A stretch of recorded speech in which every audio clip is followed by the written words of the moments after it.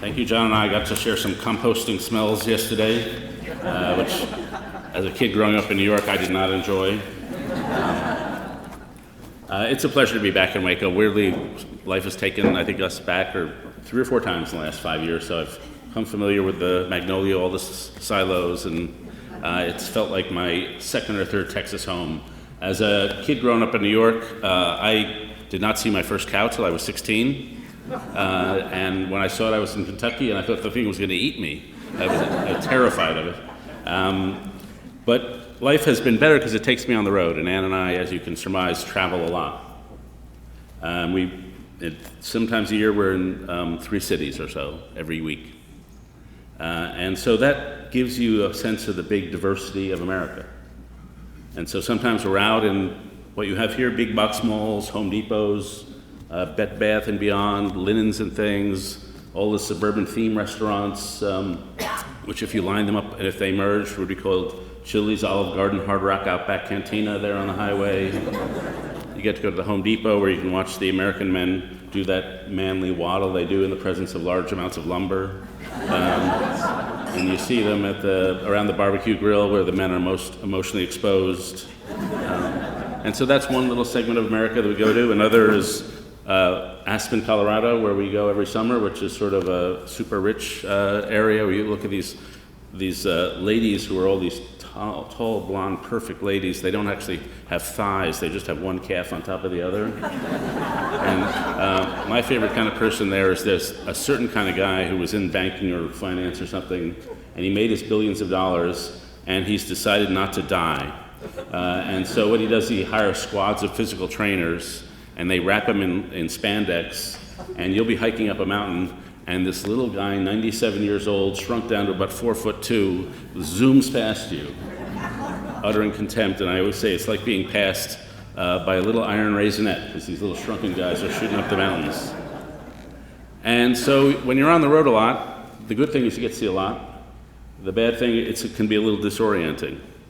In my last book tour, I was mentioning this last night, I was on the road for 99 consecutive days, and I ate 42 meals alone consecutively at an airport, airplane, or hotel. And when you do that, you lose all your bearings. And around that time, I saw a picture of Britney Spears, who kind of went crazy and shaved off all her hair. And I was like, yeah, I could do that. I'm about there. And so you just get sucked into the airport culture, which is a weird culture. It's the most stratified part of our society. Everybody's super platinum or ruby or something like that. If you Martian came down to the duty-free stores, they would think human beings survived on scotch and Toblerone bars. And so you get sucked into that world. But the virtue of it and the best part of it is you get to hear stories of a wide variety of group of people. And you get to really have a sense of America. I was in South Dakota about 1.5 years ago talking to Trump voters, and I ran into a guy who was in his 70s. He had his best job when he was 34. He was foreman of a plant. And they laid him off because they had changed the technology in the plant. He was no longer qualified to run it. And so he was going to just quietly leave the plant and go home on his last day. So he opens the door of his little office. He's got a box with his stuff. And every single employee of the plant has created 2 human chains from his office door to his car in the parking lot. And so he walks his final day between these 2 lines of people who are applauding and cheering him. And that was the best moment of his life. And it happened when he was 30, and every consecutive decade had brought worse. Worse jobs, lower pay, less mobility, less hope. And so you get a sense of some of the economic hurt in America. You also get a sense of the people who are really reaching out and building relationships, as Ann mentioned. The Other Side Academy, one of my favorites is a woman named Mary Gordon who runs a program called Roots of Empathy. And what Roots of Empathy does is they teach kids how to feel for others.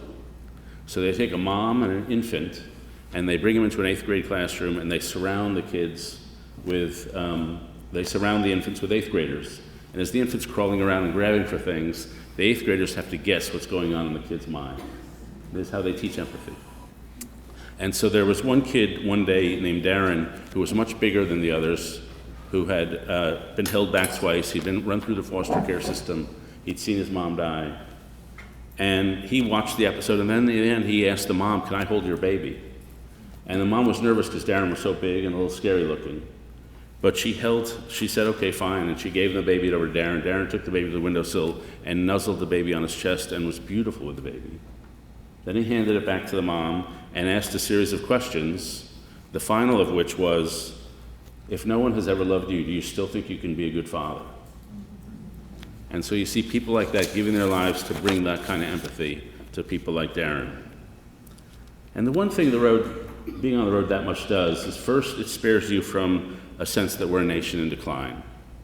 You meet so many amazing people like the Other Side folks. You meet so many people like Jimmy doing amazing work. And we have some problems on the top layers of society, but we have a lot of strength down low. The second thing you learn, it spares you from generalization. People in my business do a lot of generalizing. Trump voters believe this, Red America believes that, liberal elites believe that. But when you actually meet somebody, you see they fit into none of those categories. A Trump voter I met was like a lesbian biker who read Kierkegaard, and she recently survived a plane crash that made her convert to Sufi Islam. Like, that's the way people are. Like, they're all over the map. And so what you realize is when we talk about our categories and we make generalizations about other people, we're trampling on the uniqueness of who they are. And at some level, we're trampling on their souls. I was walking through Penn Station in New York one day, and I happened to have this sensation that all the crowds all around me in the most dehumanizing place on earth all had souls. They had something within them that had no size, weight, color, or shape, but gave them infinite value and dignity. They had something within them that yearned for sanctification. And I came to realize it doesn't make sense to tell the stories we tell if we're all just sacks of genetic material. We all have souls. And if you meet enough people in the right way, you begin to appreciate the soul quality in each person you meet.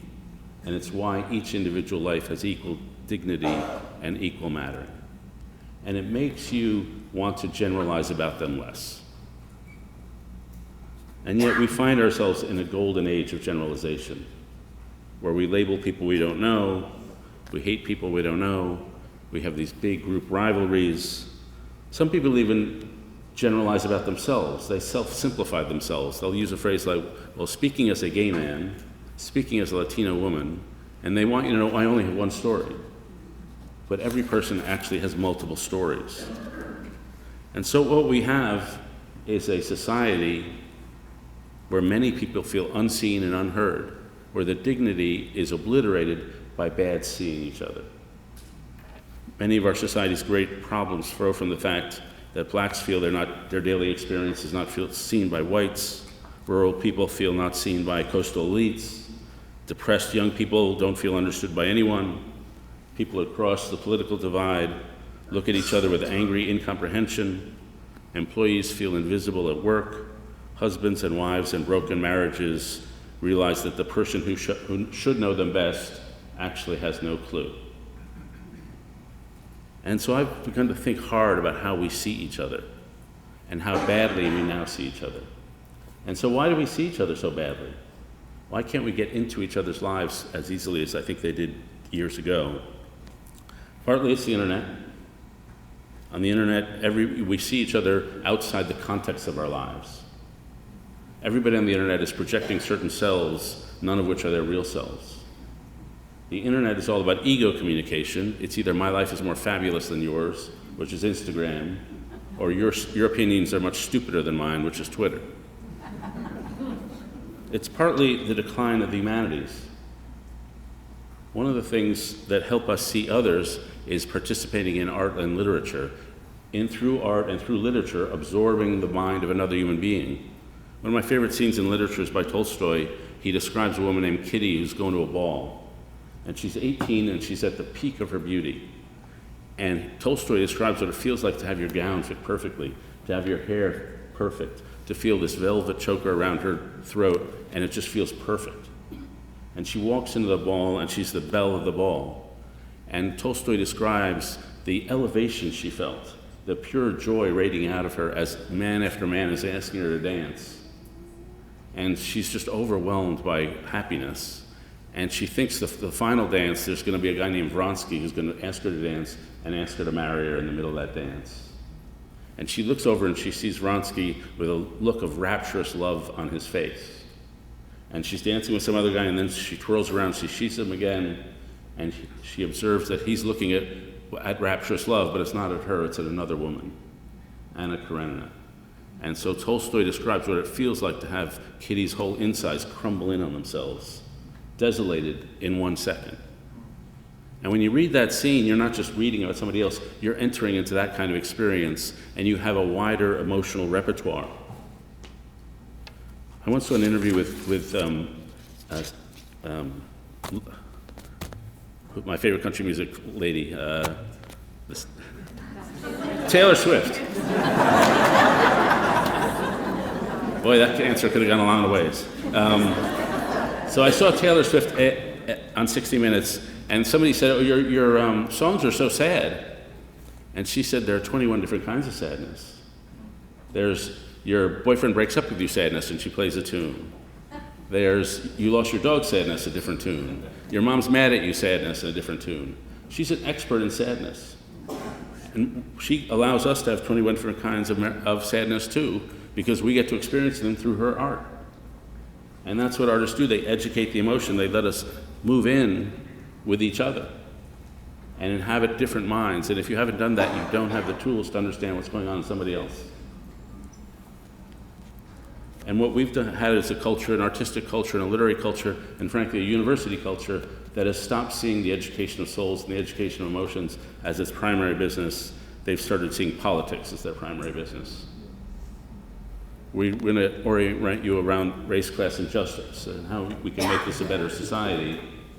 And they labor under the supposition you can have a good society without good people. And that's not true. Then we sometimes make it hard to see each other because of the economy and the meritocracy we find ourselves in. There was an Israeli daycare center that had a problem, which was a lot of the parents were coming in late. And so they started issuing fines on the parents who came in late. And the number of parents who came in late doubled. And that's because before, coming in on time was a moral and relational duty. You want to come on time so the teachers can go home. By issuing the fines, they turned it into a financial transaction. And people said, "Oh, I'm happy to pay the fine if I can go late." And so the moral lens was shut down. The relational lens was shut down. The economic lens was turned on. And that's what our economy does to a lot of people. They see every relationship in life as a factual and a financial transaction. We have our lies in our meritocracy that somehow make us more individual, more buffered, and more separated from who we are. Some of the lies are career success can make you happy. I'm the poster child for showing that's a lie. Life is an individual journey. We just have an individual climb. That you should value time over people. You should keep moving so you can achieve your goals. And all these have the effect of numbing our moral and relational selves. And then there's a final reason we don't see each other well. And it has nothing to do with anything bad. It has to do, I think, with something good, which is we're trying to do something that's never been done before in human history. We're trying to create the first mass multicultural democracy. The first democracy where people come from all over the world and they come together to try to form one society. And we're simply not wired to live that way. And so this is a great experiment, and we're in an experiment we call hyperpluralism. 200 years ago, Alexis de Tocqueville argued that in the coming democracy would require a new sort of person to live in a democratic republic. Well, the coming of hyperpluralism requires a new sort of person too. It's a person in a much more diverse society has to have much better social skills, but also has to be willing to be transformed to be a much more open person. And so far we're failing at this. And so it's not shocking when you put people in a new situation with more diversity, more social discontinuity, people try to revert to their own kind. They withdraw to the people just like themselves. And the number of counties in this country where one party or another has a landslide majority, has tripled over the last 2 generations as red people move in with red people and blue people move in with blue people. For the first time in American history, there is only one state in America where the state legislature is divided. We've come in back with ourselves. 30% of people over 65 say they never encounter someone of a different race. It's not shocking at first reaction to this pluralistic world that people react with fear. Fear of losing out, fear of being replaced, fear of not measuring up, having a scarcity mindset. If that group comes in, my group is going to suffer. It's not shocking that this fear leads to xenophobia and tribalism. Herodotus, a Greek philosopher thousands of years ago, said that xenophobia is a sickness suffered by those who are scared. It's not shocking that fear leads to self-absorption. Fear is narcissistic, the philosopher Emily Nussbaum writes. It drives off all thought of others. And it's not surprising that fear leads to some fanaticism. If you go online and post online, there will be a group of trolls who will tear you apart. If you go to a school and you're unlucky, you'll see one of these mass shooters come in, one of these lonely young guys driven by fear, anger, anxiety over his own insignificance, a lack of knowledge where he fits in. Fanaticism grows from existential anxiety. And I've spent time reading the trolls and studying the manifestos of the mass shooters. And it's the same psychological profile. Nobody sees them, and they see nobody else. They say, adults in my life have not been trustworthy. Women won't date me. They tell me I was special, but nobody knows I'm here. You have no idea how ill-equipped I am to deal with my pain. I yearn for order, blunt simplicities. Politics provides me with the simple categories so I can make everything simple. It's good and evil. My politics are not really about issues. They're really about wars for recognition. I want my side to crush the other side. I want my leader to own the other side's leader, and I can watch it over and over again on YouTube. My moral virtue is demonstrated by attacking the others, not through acts of compassion. If I cancel somebody I don't like, I don't have to tutor a child. There's this weird phenomenon that loneliness is this cycle. Loneliness makes the lonely person ever and ever worse. Johann Hari is a psychologist. He said, protracted loneliness causes you to shut down socially and to be more suspicious of any social contact. You become hypervigilant. You start to be more likely to take offense where none was intended, and you become afraid of strangers. You start to be afraid of the very thing you need most. And so these are all the weird perversities of a society that's becoming a little more disconnected. Loneliness is this weird perversion. Why would loneliness exist? Why don't the lonely just get together with each other? But it exists because of these psychological processes. And it has created a culture that's much more emotionally traumatized than we used to be 10 years ago. The suicide rate is up by 30% over the last 20 years. The teenage suicide rate has risen by 70% since 2011. 45,000 people now kill themselves every year. College students are twice as likely to suffer from depression than they were a generation ago. I talk to corporate managers and I always ask them, what's your biggest need in your company? And very often the answer comes back, I need a psychological therapist. My employees are suffering from depression and trauma and anxiety. They can't do their jobs.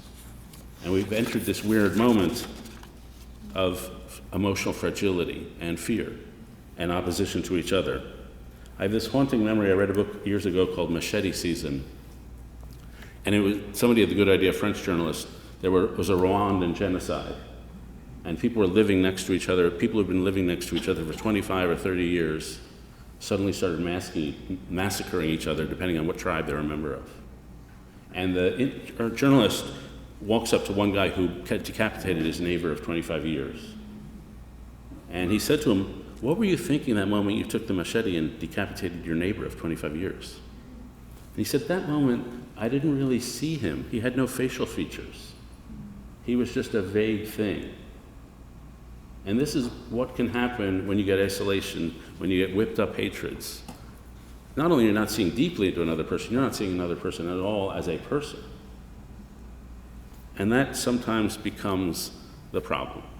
And so I've begun focusing very carefully on what seeing another person is and how central that core task is. That there's one skill at the center of every healthy family, every company, every classroom, every community or nation. It's the ability to see someone deeply and to know another person profoundly and to make them feel understood.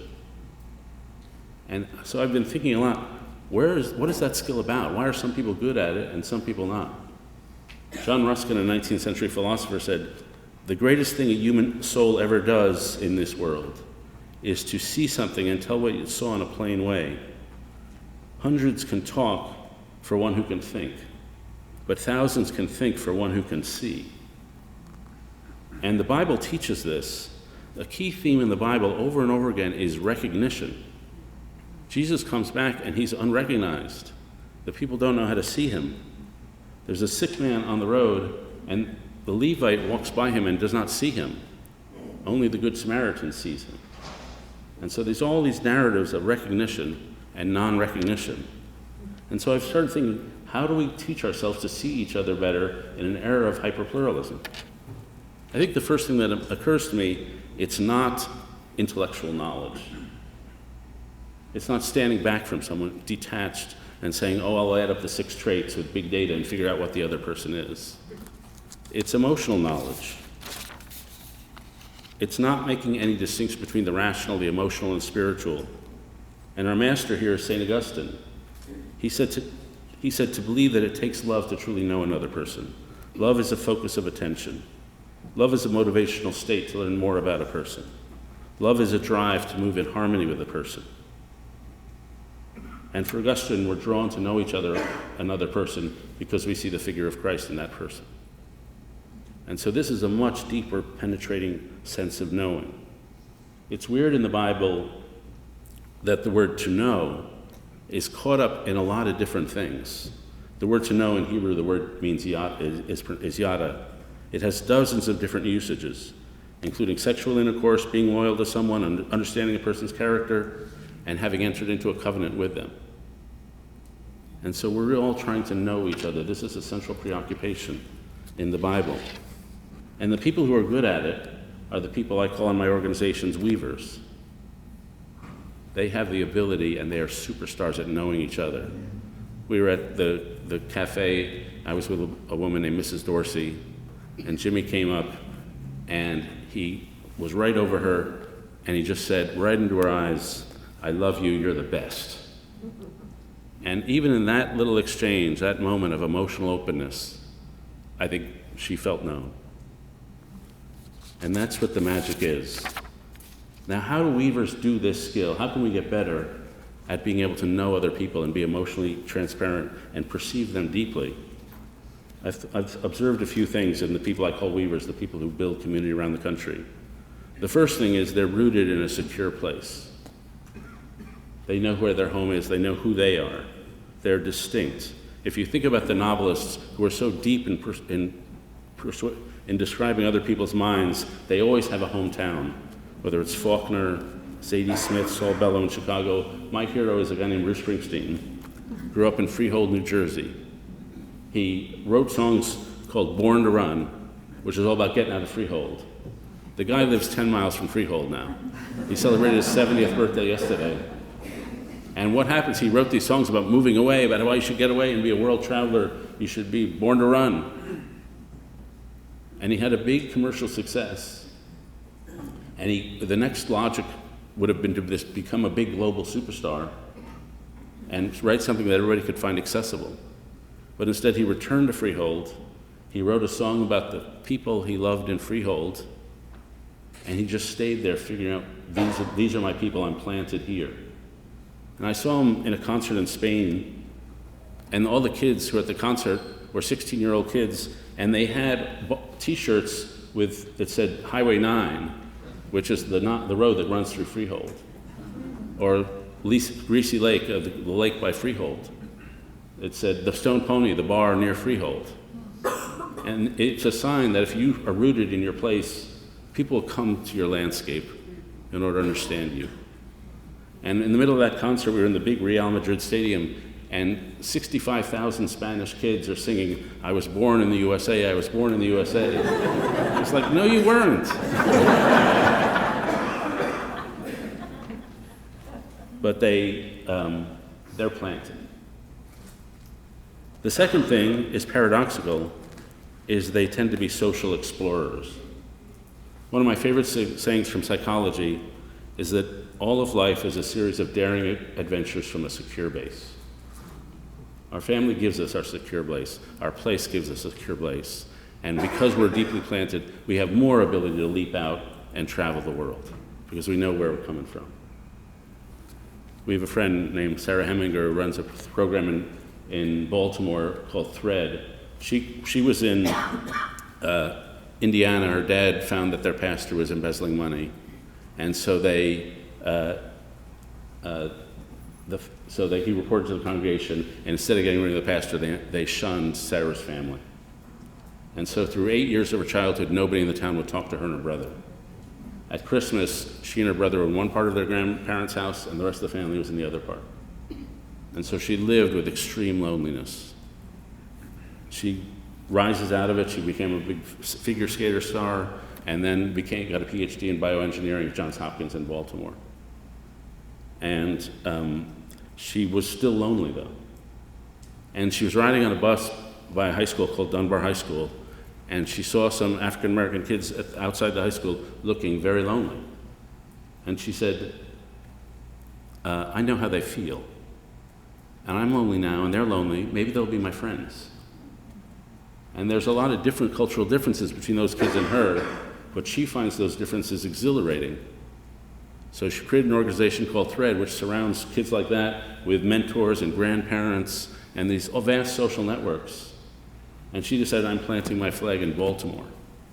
It's a very successful organization. She's had 36 offers to go to other parts of the country. She doesn't go. She's a flag of Baltimore on her chest, around her necklace. She's planted herself there amongst people radically unlike herself, and she loves that energy. She loves diversity. She loves pluralism. The other thing the Weavers have is they made good use of their suffering. We all have moments of suffering. And in those moments of suffering, you can either be broken or you can be broken open. People are broken, close in, and make themselves invulnerable, and they can never be known. But some people become more vulnerable. Paul Tillich, the 1950s theologian, says what suffering does is it interrupts your life and reminds you you're not the person you thought you were. He says it carves through what you thought was the floor of the basement of your soul and reveals a cavity below, and it carves through that and reveals a cavity below. In those moments of suffering, you become aware of depths of yourselves, yet you did not know existed. And you realize that only spiritual and emotional food will fill those depths, and you're going to have to open yourself up and surrender to those things. And so the people who have suffered well have not come back from the valley of suffering with empty hands. I often tell the story of a woman I met in Ohio named Sarah Atkins. And Sarah was out antiquing one day with her mom when she came home and found that her husband had killed their kids and himself. And she walked in the house and described the scene. She reached, touched her son. He was cold. She had a vision of him in a golden light. And she went through that dark period. She says she didn't sleep alone for the next 6 months. She just slept in beds with other people. But now she runs a foundation helping moms who have suffered from violence. She runs a free pharmacy. She lives a life of perfect gift. And she'll tell you, I'm a woman on the edge. And she is completely open and completely vulnerable and tells jokes about what happened to her in sort of a mordant humor, but you can see straight through her. And she is accessible to others because she can then see straight through others. We have a friend named Mary Woodowis who lost a daughter in Afghanistan and then nearly lost another daughter in a bike accident. And I found a conversation with her several years ago very helpful because I never know what to say to people who suffer the loss of a child. And so she said, people come up to me and they often wonder, should I mention Anna, the girl who died? Or will I just be reminding her of a bad subject? And she said, you should remember that Anna is always on my mind. and that you should always mention Anna, because I feel like talking about it, I will, and if I don't feel like it, I won't. And so she's there to be present for you, and you should be there to be present for her. And so you see all these things that these weavers have done to make themselves open and vulnerable. The other thing they have is a sense of timing, how quickly a relationship should develop, or how quickly it should not develop. I remember when my wife and I were courting, a conversation, a relationship builds through the subtle unveiling of another layer of yourself. And I sent her an email. She was probably living in Houston. I think I was flying to California. And I sent her an email that revealed a little layer further down than we'd gone before. And it's one of those, you hit send and hope she receives it well, and it's not like, hey, back off. But I got on this flight from DC to LA, and there was no Wi-Fi on the plane. So I had 5 hours of wondering how she responded to my email. And there is that process, which is an art of knowing, if I expose, will you expose? If I hold back, will you hold back? If I reveal, will you protect me? And that is just the art and rhythm of relationship building. Weavers also have a context of the history we all come out of. Several months ago, Anne wrote a piece about a guy in Detroit named Chris Lambert. And Chris Lambert was a white guy who went into an African-American neighborhood and opened a community center. He bought an old high school for $1 and opened this center. And I went to visit him just a couple weeks ago, and it's now full.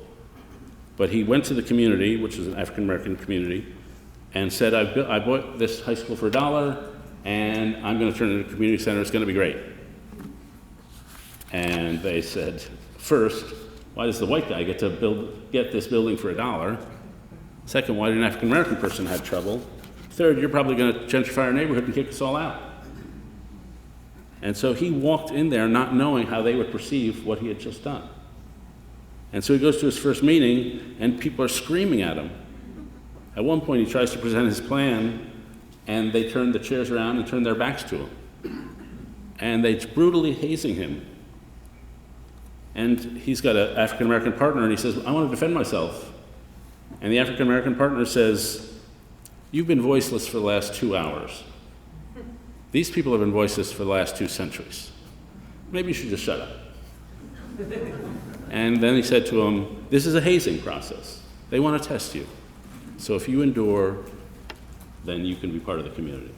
And so he shut up for a few hours. He shut up for a few weeks. He just went about doing his business and gradually has won the trust, and the community is now working together. But that initial episode happened because he didn't understand the history.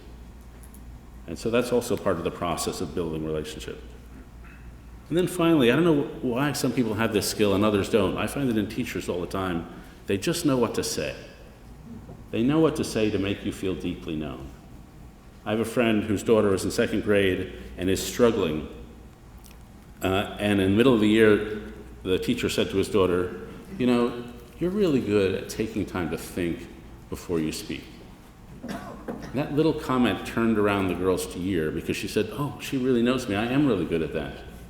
And just that sense of being known helped her through 2nd grade. In one of Anne's stories at a place called the Oaks Academy, a kid is misbehaving, and the teacher says to him, your conscience must be really small today. And the kid didn't know what a conscience was, but he knew he didn't want a small one.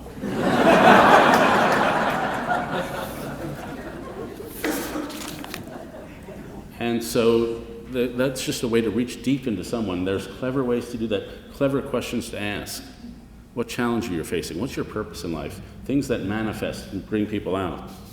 And so when I think of all the things the Weavers do to build community, I realize how hard it is to see into another person's heart and soul. It's just so phenomenally hard. But it does happen. Occasionally in marriage, you look at your spouse across the room when she or he is not looking at you, and she's looking at an orchid, she's cooking soup.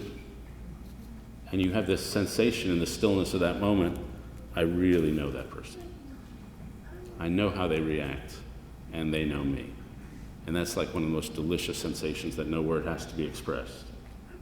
I read about a guy years and years ago who was a professor at Indiana University named Douglas Hofstadter, He was a happily married man, and his wife Carol was also a scientist. And they went on sabbatical when Carol was 42 and their children were 5 and 2. And Carol died suddenly of a brain tumor. And a few months later, he kept a picture, Douglas did, of Carol on the dresser. And he looked at that picture every day. But one day he looked at it with special intensity, the way you look at somebody you really know. And he wrote this: "I looked at her face and looked, and I looked so deeply that I felt I was behind her eyes. And all at once I found myself saying as tears flowed, 'That's me, that's me.' And those simple words brought back many thoughts that I had had before, about the fusion of our souls into one higher level entity, about the fact that at the core of both our souls lay our identical hopes and dreams for our children, about the notion that those hopes were not separate or distinct hopes, but were just one hope, one clear thing that defined us both, that wielded us into a unit, the kind of unit I had but dimly imagined before being married. I realized that though Carol had died, that core piece of her had not died at all, but had lived on very determinedly in my brain." And that's a couple that got to know each other really well, where the loops in their minds were not separate loops, but were shared loops. And so far I've been talking about knowing someone deeply one-on-one. The better and more complicated, even more complicated way to do it is in community and neighborhood. My favorite image of a neighborhood comes from Jane Jacobs. She was living in West Village in New York City, and she was looking out over her block, and there was a guy tugging on a 9-year-old girl. And Jacobs didn't know if he was tugging on her because he was just her dad trying to get her to school, or whether he was trying to kidnap her or something. And so she was about to go down out of the building just to check on the situation, when she noticed the butcher had come out of his store, the fruit stand seller had come out of the store, a couple other teachers had come out of the store, out of their buildings. And she wrote, "That guy didn't realize it, but he was surrounded." And that in a good neighborhood, there's eyes on the street, and everybody's checking each other out all the time. It turned out to be just a dad getting his kid to school. But she describes what community is as a ballet of this endless movement of people off the street, down the street, into the stores, out of the stores, but all the while looking at each other and in harmony, and looking at each other the way we look at members of our own family. And so this is the way community sees each other, where you feel that those people, you assume responsibility for them just as a matter of course. We met a lady in Florida who helped elementary school kids across the street. And we asked her, "Do you have time to volunteer in your neighborhood?" And she said, "No, I have no time to volunteer." And we said, "Are you getting paid for this when you're helping the kids across the street after elementary school?" And she says, "No, I just do this to help them across the street." And we said, "What are you doing after this?" She says, "On Thursdays I go to the hospital and bring food to the poor or to the sick." And then we said, "Do you have time to volunteer?" And she said, "No, I have no time to volunteer." To her, this was not volunteering. This was just what neighbors do. And it's that mentality of assuming responsibility, the way we would assume responsibility for our family members. They assume for the whole neighborhood. And I've come to believe that the neighborhood is the unit of change. You can't just take one kid and lift him up. As our friend Mac McCarter says, you can't just clean the part of the pool you're swimming in. You got to clean the whole neighborhood, and you got to build the whole neighborhood. And that's what I saw with Jimmy in your neighborhood, in the Mission Waco neighborhood. You've got the physical infrastructure, but you've also got the social infrastructure, the kind of love and care I saw you with Mrs. Dorsey. You've got the supermarket, the church, the theater, the coffee shop, but that's only the physical infrastructure. It's getting back to this moment of knowing and being known. And so I've just tried to focus our attention. I'm just beginning to think about this skill that we have, that some people have. And I've just tried to lay out some steps so we can all think about this thing that's so central to whether our life goes well or doesn't, this skill of deep penetrating knowledge. But I think it does point to the ultimate skill of being known by the Supreme Knower and knowing Him. and the kind of joy that comes out of this kind of deep knowing, either laterally or vertically or horizontally. The poet David Whyte said, "Joy is a meeting place of deep intentionality and self-forgetting, the bodily alchemy of what lies inside us in communion with what formerly seemed outside, but is now mixing us. Dance, laughter, affection, skin touching skin, singing in the car, music in the kitchen, the quiet, irreplaceable, and companionable presence of a daughter, the sheer intoxicating beauty of a world inhabited as an edge between what was previously thought was us and what was thought other than us. Hell is separation. It's separation from each other. It's separation from God. Heaven is knowing each other." Thank you.